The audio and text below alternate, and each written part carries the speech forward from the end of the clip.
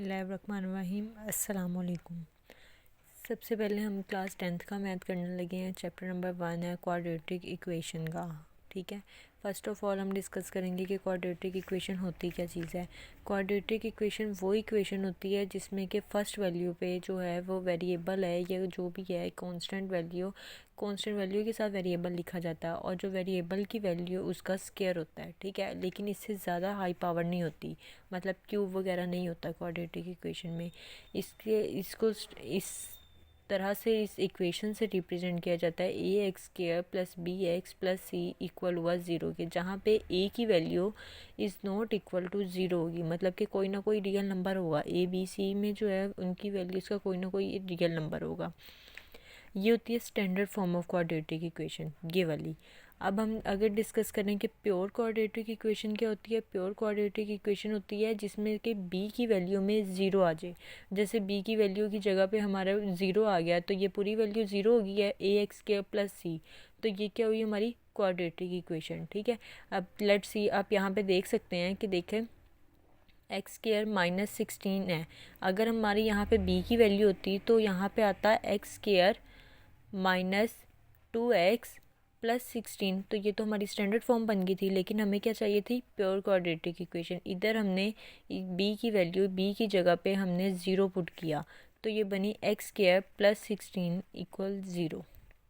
और आगे से क्वाड्रेटिक इक्वेशन के सोल्यूशन के लिए दो मेथड होते हैं, एक फैक्टराइज। अब हम स्टार्ट करते हैं एक्सरसाइज नंबर 1.1 का क्वेश्चन नंबर 1, जिसमें उन्होंने हमसे क्वेश्चन किया हुआ है कि right the following quadratic equation in the standard form and point out the pure quadratic equation. मतलब उसमें हमने बताना है, इक्वेशन क्वेश्चंस दिए हुए हैं उन्हें सॉल्व करके बताना है कि ये स्टैंडर्ड फॉर्म है या प्योर क्वाड्रेटिक इक्वेशन, इन दोनों में से किस में हमारा आंसर आता है। अब लेट्स स्टार्ट।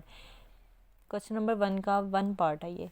इसमें हम क्या करेंगे, सबसे पहले इस वैल्यू को इससे मल्टीप्लाई करेंगे, वो क्या हुई एक्स स्क्वायर, इसको इससे किया -3x plus 7x, same as it is. अब इस वैल्यू को इससे मल्टीप्लाई करना है, इस वैल्यू को इससे करना है। यहाँ पे माइनस हो रहा है, ये यहाँ पे आके प्लस हो गया, +7 इक्वल ज़ीरो। ठीक हो गया।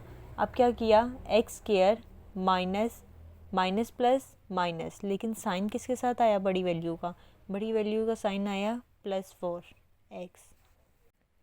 मल्टीप्लाई में हमारे पास साइन का सीन ये होता है कि माइनस प्लस माइनस है तो माइनस ही लिखना है, लेकिन जब हम ऐड या सब्ट्रैक्ट वगैरह करते हैं उसमें हम साइन चेक करते हैं कि माइनस प्लस माइनस हुआ और साइन बड़ी वैल्यू का आया। ठीक है, अब ये क्या हुआ, -14 इक्वल ज़ीरो। अब हमने क्या पढ़ा था कि स्टैंडर्ड फॉर्म क्या होती है, एक्स स्क्वायर स्टैंडर्ड फॉर्म होती है कि a x square plus b x plus c equal होता है ज़ीरो के। अब हम देखें इसके साथ 1 है, एक्स स्क्वायर के साथ 1 वैल्यू है, 1x स्क्वायर प्लस बी की जगह पे 4 है, 4x -14, तो ये क्या हुई हमारी स्टैंडर्ड फॉर्म हुई।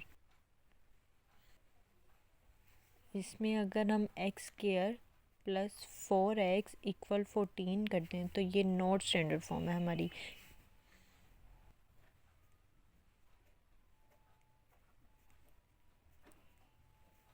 नेक्स्ट हमारा क्वेश्चन है जिसमें हमने बताना है कि ये स्टैंडर्ड फॉर्म है या प्योर क्वाड्रेटिक इक्वेशन है। अब ये हमारे पास बात आ गई है एलसीएम में। एलसीएम में क्या होता है कि देखो, सबसे पहले जो लास्ट नीचे वाली वैल्यूज़ होती हैं ना, वो हो गया हमारा ऐसे एज इट इज़। ठीक है, दोनों वैल्यूज़ लिख ली। अब हमने क्या किया, इसके नीचे देखा हमारे पास दोनों में से कौन सी वैल्यू थी, ये वाली है, लेकिन हमारे पास ये नहीं है।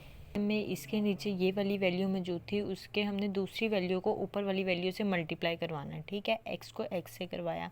अब हमारे पास यहाँ पे एक्स था, x+1 नहीं था, हमने x+1 को x+1 से करवाया। ठीक हो गया, इक्वल 6।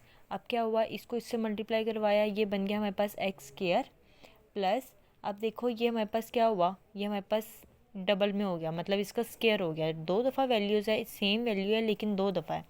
अब यहाँ पे एक फार्मूला हमारे पास होता है a प्लस बी का होल का स्क्वायर इक्वल होता है a square plus 2ab plus B का स्क्वायर। वो यहाँ पे हमने फार्मूले में वैल्यूज़ पुट करनी है। वैल्यूज़ क्या आई, एक्स स्क्वायर।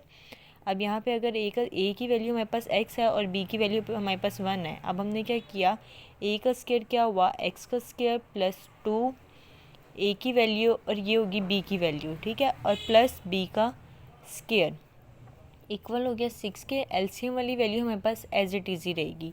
अब हमने क्या किया, ब्रैकेट्स ओपन की, x square plus x square plus 2x plus 1 equal हो गया 6k x प्लस 1। ठीक है, अब ये मेरे पास क्या हुआ, 2x स्क्वायर बन गया और ये 2x ऑलरेडी था 1 है।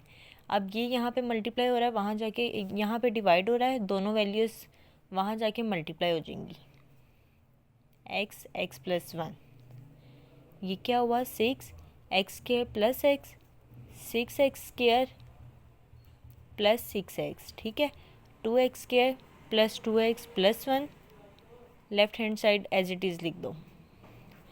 अब क्या बात हुई, अब हम या तो ये वाली वैल्यूज़ वहाँ ले जाएं या वो वाली वैल्यूज़ यहाँ ले आएँ। अब हमारे पे डिपेंड करता है, या तो यहाँ पे हम ज़ीरो बना लें या वहाँ पे ज़ीरो बना लें। हमने क्या करना है, 6x square plus 6x minus 2x square minus 2x equal हो प्लस 1, यहाँ ये वाली वैल्यू हमने ज़ीरो बना ली। ठीक है, अब क्या हुआ, हमने एक्स स्क्वायर वाली वैल्यूज़ देखी, 6x स्क्वायर था और ये 2x स्क्वायर था, सेम वैल्यू, वेरिएबल जो था इनके साथ सेम था, लेकिन कांस्टेंट वैल्यू जो थी वो अलग अलग थी। 6 माइनस 2 क्या हुआ, 4x square plus 4x plus 1 equal हो गया 0। अब हमारे पास क्या था, कि हमारे पास स्टैंडर्ड फॉर्म में क्या थी, ax, स्टैंडर्ड फॉर्म हमारे पास थी ax square plus bx plus c equal 0।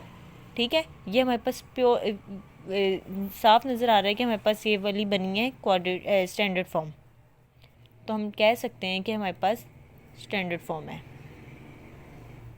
हमारे पास नेक्स्ट क्वेश्चन जो है वो ये है, इसमें हमने क्या करना है, सेम एज इट इज़ जो मैंने पहले बता चुकी हूँ कि जो है हम पहले इस तरह के, इसमें हम पहले एलसीएम लेते हैं। एलसीएम लिया हमने, एलसीएम जिस तरह लेते हैं वो मैंने बता दिया है, अब आपको समझ आ जाएगी।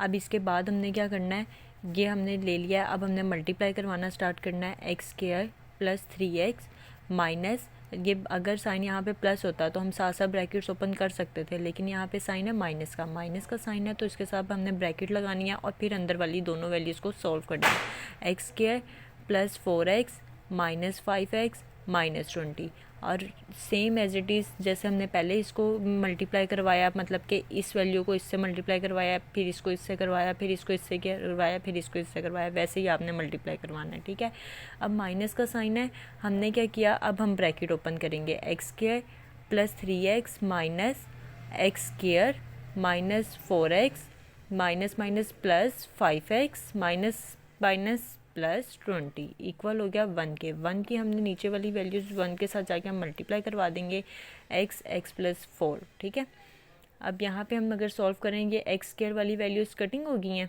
एक्स स्क्वायर ये एक प्लस में था एक माइनस में था। ठीक है, ये दोनों कटिंग हो गई हैं। अब हम अगर इसको काउंट करें तो ये हुई 1, इसमें किया -1 प्लस 5 इक्वल हुआ 4 के। ठीक है, 4x प्लस 20। अब हमने अगर हम इस साइड पे देखें तो वो क्या बन रही है, एक्स स्क्वायर प्लस 4x। ठीक है, अब ये वाली वैल्यूज़ हम वहाँ पे ले जाएं, यहाँ पे 0 बन जाएगा, यहाँ वैल्यूज़ बन जाएगी 4x square plus 4x minus 20। ठीक है, अब देखें तो ये plus 4x minus 4x cutting हो गया, 4x स्क्वायर माइनस 20 इक्वल हो गया 0 के। अब हमारे पास प्योर क्वाड्रेटिक इक्वेशन क्या थी, क्वेश्चन हमारे पास था कि हमने आपको बताना है कि स्टैंडर्ड फॉर्म में है या प्योर क्वाड्रेटिक इक्वेशन में है, ये हमारा आंसर किस में आया है। अब देखो, अगर हमारे पास स्टैंडर्ड फॉर्म की इक्वेशन ये थी, ठीक है, अगर हमने क्या कहा था, ये हमारे पास स्टैंडर्ड फॉर्म की इक्वेशन है, लेकिन हमने क्या किया, b की जगह पे हमारे पास कोई वैल्यू ही नहीं है, मतलब b हमारे पास 0 आ गया, तो a एक्स स्क्वायर प्लस सी में इक्वल 0 हुआ, तो ये हमारे पास कौन सी इक्वेशन होनी थी, pure quadratic equation. Pure quadratic equation तब होती है जब b की वैल्यू इक्वल 0। अब हमारे पास आंसर में क्या है, 4x square minus 20, 4x square minus 20 equal 0, ये हमारे पास आई है प्योर क्वाड्रेटिक इक्वेशन। अब हमारा क्वेश्चन नंबर 1 इसका कंप्लीट हो गया।